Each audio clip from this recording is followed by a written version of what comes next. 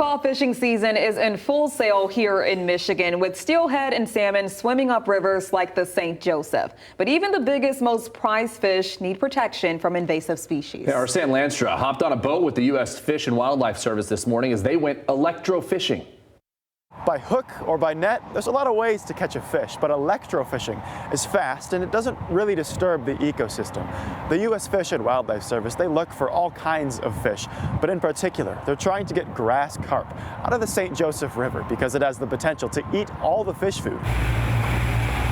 These fish are really hard to find, they're hard to capture, even though they're really big. A bucket full of fish that belong.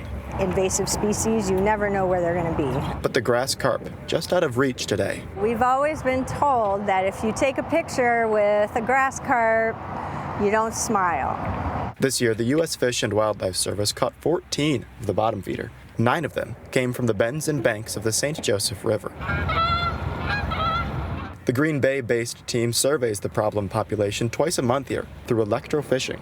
We can identify them, we can process them, and we can release them back to the wild alive. A precisely calibrated current, different for each species and river. Dangerous enough to hurt even humans, but not typically kill fish. If within a few feet aquatic life are drawn to the electrified anodes, their muscles stiffening as they near the boat. Some even float to the surface, but only for a few seconds. It's kind of fun. You're just like sitting there, and as soon as you kind of get complacent a little bit, there one pops up and all heck breaks loose, right? When the crew does get their hands on a grass carp, they cut off its head, taking blood and muscle samples.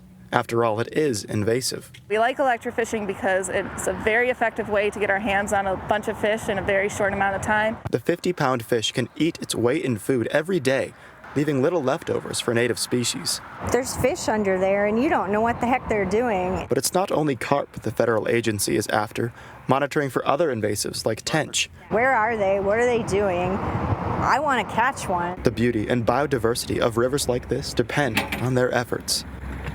First ride on the river in the morning when the fog is just starting to steam off as the day warms up and it's glass calm because of the surface tension, and you get up on plane and you're like, you have the clouds above and the clouds reflected below you. It's just like you're flying. That's the best part of my day.